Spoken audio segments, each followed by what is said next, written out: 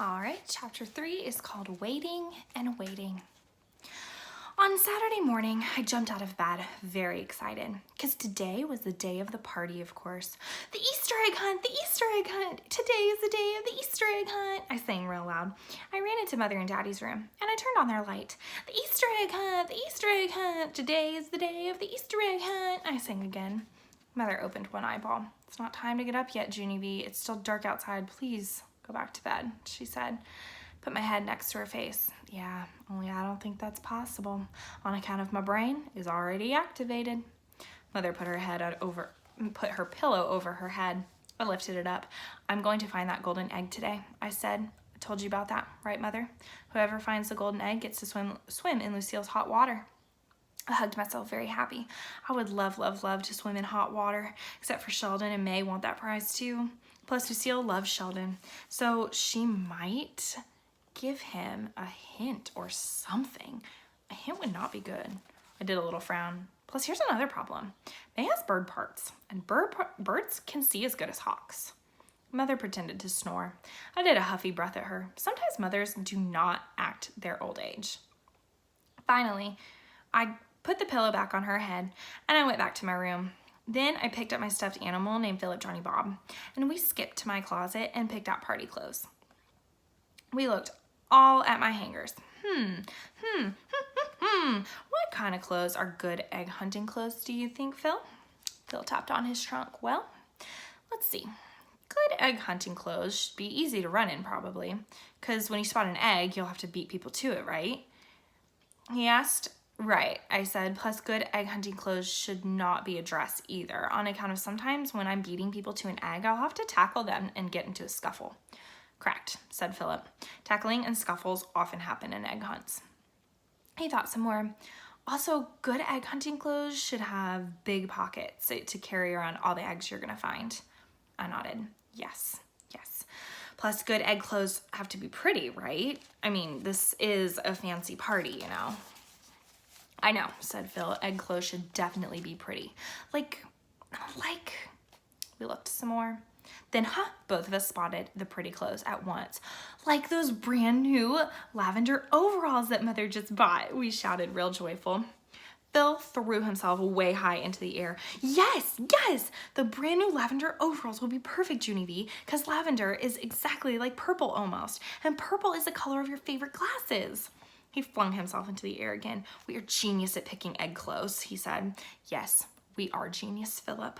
I said, I cannot lose this egg hunt in this perfect outfit. After that, I quick put on my lavender overalls, and then me and Philip ran to the window, and we sat down on the floor, and we waited and waited for daylight to come.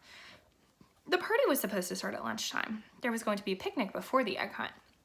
That information was printed right on Lucille's fancy invitation. I read it to Mother and Daddy at breakfast. A picnic lunch will be served on the grounds before the event, I read. I smiled. I enjoy eating on the ground, I said. Mother laughed. Oh, I don't think you'll be eating on the ground, Junie B, she said. Grounds are what rich people call their lawns and gardens. I got down from the table and looked around. Outside, do we have grounds? I asked. Mother rolled her eyes and looked at Daddy. Heavens no, Junie B, she said. We have weeds and crabgrass. Daddy sucked in his cheeks at her. Weeds and crabgrass is an issue, apparently. After breakfast, I waited for it to be time to leave. It was the longest morning I ever saw. Then, finally, Daddy said it was time to go. And so I ran to the car lickety-split. Lickety-split is the grown-up word for zippity-fast. It took forever to get to Lucille's house. We drove and drove and drove. Then, at last we turned down Lucille's long driveway. Lucille's house, we're finally at Lucille's house, I shouted out. I leaned my nose against the window. Remember when I came here last year, Daddy? Me and my friend that Grace spent the night at this place, and I ate dinner and breakfast with her rich, expensive Nana. Then, oh my gosh, I saw her. I saw the rich, expensive Nana. She was standing there with Lucille's mother and Daddy and brother. They were all welcoming cars. I opened my door and ran to her.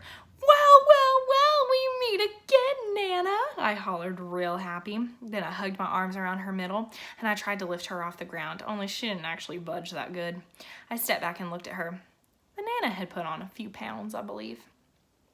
After that, I tried to lift her again, but this time she took my arms away. "Oh, no, dear. No, no, young lady. You mustn't try to pick me up. You'll hurt yourself." I looked at her kind of puzzled. "Yeah, only I'm not a young lady, Nana. See? Look at me. It's me, Junie B. Jones." I pointed at my face. "Don't you remember me, huh? I spent the night with Lucille and that Grace. Remember that, Nana? It was the time of our life." Then Nana looked closer at me. Then, all of a sudden, drops of sweaty came on her head, and she took out a tissue and dabbed herself. Oh my. Oh dear. Yes, I remember now." She did a little shiver. "Junie B. Jones. I remember you well." I skipped around her in a circle. "Today is going to be fun, right, Nana? I'm going to find the golden egg." After that, I skipped and I held out my hand to do a high five, but the Nana didn't actually respond, so I just swatted at her sleeve, and that's all.